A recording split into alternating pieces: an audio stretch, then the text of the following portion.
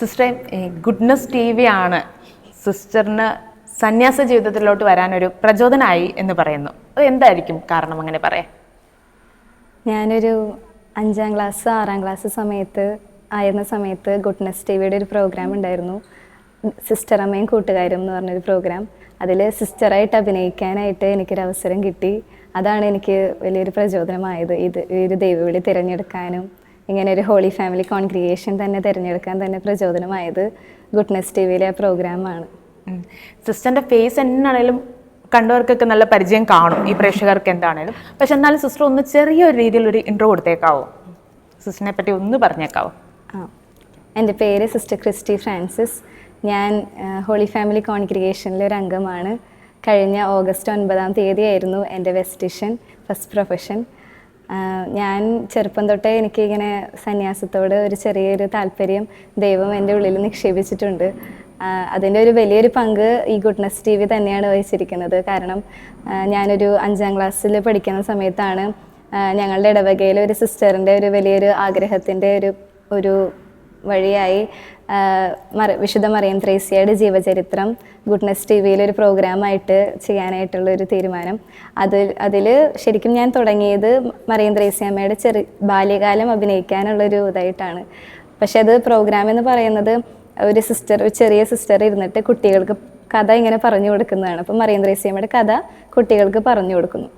അപ്പോൾ ആദ്യത്തെ ഒരു 6 എപ്പിസോഡ് വേറൊരു കുട്ടിയാണ് സിസ്റ്ററിൻ്റെ ഒരു വേഷം ഇട്ടിട്ട് അഭിനയിച്ചപ്പോൾ അതിൻ്റെ കൂടെ തന്നെ മറിയം ത്രേസ്യാമ്മയുടെ ചെറിയൊരു സീൻസും ഇങ്ങനെ കാണിക്കും. അപ്പോൾ മറിയം ത്രേസ്യാമ്മയുടെ ചെറിയ ബാല്യകാലം അഭിനയിക്കാൻ 12 വയസ്സ് അഭിനയിക്കാനുള്ളൊരു ഭാഗ്യമാണ് എനിക്ക് കിട്ടിയത് ആദ്യമേ. അതിനെ ബന്ധപ്പെട്ട് ഈ സിസ്റ്ററായി അഭിനയിച്ചുകൊണ്ടിരുന്ന കുട്ടിക്ക് ഒരു അസൗകര്യം വന്നപ്പോൾ പിന്നെ എന്നെ ആ സിസ്റ്ററിൻ്റെ ആ ഒരു സ്ഥാനത്തേക്കാക്കി.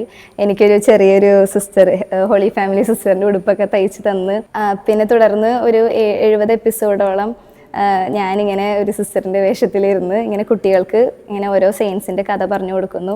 അതിലൊരു 35 എപ്പിസോഡ് വരെ വിശുദ്ധ മറിയം ത്രേസ്യാമ്മയുടെ കഥ തന്നെയാണ് നമ്മൾ പറഞ്ഞത്. അതിനുശേഷം ഓരോ വിശുദ്ധരുടെ കഥകൾ എടുത്ത് അവരുടെ ഇടവകളിൽ ചെന്ന് കഥ പറഞ്ഞു കൊടുക്കുന്നു പിള്ളേർക്ക്. അപ്പോൾ ശരിക്കും ആ അഭിനയിക്കുന്ന സമയങ്ങളിലെല്ലാം ഞാൻ മാറി ഞാനൊരു സിസ്റ്ററിൻ്റെ ഒരു സ്ഥാനത്ത് തന്നെ കയറിയിരിക്കുന്നു. അതൊക്കെ ഇപ്പോൾ ഓർക്കുമ്പോൾ പോലും അത് വളരെ സന്തോഷവും അതൊക്കെ ദൈവത്തിൻ്റെ ഒരു പ്രത്യേക ഒരു പദ്ധതിയായിട്ട് തന്നെ ഞാൻ കാണുന്നത്. സിസ്റ്ററിൻ്റെ ഈ ഒരു അതിമനോഹരമായ ഒരു കുടുംബത്തെ ഒന്ന് പരിചയപ്പെടുത്താവോ? ഇതെൻ്റെ പപ്പയാണ്, ഇതെൻ്റെ അമ്മ, ഇത് എൻ്റെ അനിയത്തിയാണ്. ചേച്ചി നാട്ടിലില്ല, പഠിക്കുന്നു. എവിടെയാണ് പഠിക്കുന്നത് ചേച്ചി? ചേച്ചി ജർമ്മനിയിലാണ്. പപ്പ എന്നാ ചെയ്യുന്നത്? പപ്പയും മമ്മിയൊക്കെ? ഞാൻ സ്വന്തമായിട്ട് ഒരു ബിസിനസ് ചെയ്യുന്നു. ഇപ്പോൾ ഒരു 6 മാസത്തോളമായിട്ട് റെസ്റ്റിലായിരുന്നു. എന്നാ പറ്റിയായിരുന്നു? ഒരു ആക്സിഡൻറ്റ് പറ്റിയതാണ്. അത് കഴിഞ്ഞ് ഇപ്പോൾ വീണ്ടും റീസ്റ്റാർട്ട് ചെയ്യാനായിട്ട് ഉദ്ദേശിച്ചിരിക്കുന്നു. ഞാൻ ഇസ്രായേലിലാണ് വർക്ക് ചെയ്യുന്നത് 3 വർഷമായിട്ട്. ഇപ്പോൾ സിസ്റ്റർ ക്രിസ്റ്റിയുടെ പ്രോഗ്രാമിന് വേണ്ടി വന്നായിരുന്നു. ഈ മാസം ലാസ്റ്റ് തിരിച്ചു പോകുന്നു. ഞാൻ +2 കഴിഞ്ഞ് നഴ്സിംഗ് പഠിക്കുകയാണ്. നിങ്ങൾ 12ാമത്തെ വയസ്സ് 12 അല്ലേ 11 ആ ഒരു വയസ്സിൽ സിസ്റ്ററിനെ അഭിനയിക്കാൻ വിട്ടായിരുന്നു അല്ലേ ഗുഡ്നസ് ടി വിയിലോട്ട്? അപ്പോൾ എപ്പോഴെങ്കിലും തോന്നിയിട്ടുണ്ടോ സിസ്റ്റർ ആകും, ഇത് ഒറിജിനലി സിസ്റ്റർ ആയിട്ടേ വരുവുള്ളൂ, അങ്ങനെ ഒരു ചിന്ത എപ്പോഴെങ്കിലും തോന്നിയിട്ടുണ്ടോ? സിസ്റ്റർക്ക് അങ്ങനെ പ്രോഗ്രാം ചെയ്ത് കഴിഞ്ഞപ്പോൾ തൊട്ടൊരു പ്രാർത്ഥനയിലേക്ക് അല്പം ആഴമായിട്ട് വരും.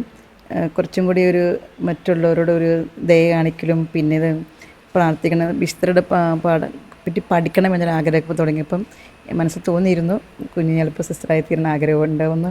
ഇപ്പം 10th കഴിഞ്ഞപ്പോൾ തന്നെ പറഞ്ഞു, അമ്മ ഞാൻ സിസ്റ്ററാകാൻ പോകട്ടെന്ന് പറഞ്ഞു. അപ്പം ഞങ്ങൾ അന്നേരം ആദ്യം അത്ര ഇതായില്ലെങ്കിലും പിന്നീട് ക്രിസ്റ്റിയുടെ ഉറച്ച തീരുമാനം ഞാൻ സിസ്റ്ററാവും എന്നുള്ള തീരുമാനം നമുക്കൊരു പ്രചോദനമായി. പപ്പയ്ക്ക് സന്തോഷമാണോ? തീർച്ചയായിട്ടും സന്തോഷമായിട്ടിരിക്കുന്നു. ഒരു ദൈവവേലയ്ക്ക് വേണ്ടി ഒരു കുട്ടിയെ നമുക്ക് കൊടുക്കാൻ പറ്റിയതിൽ അഭിമാനമുണ്ട്. പിന്നെ ദൈവത്തിന് നന്ദി പറയുന്നു.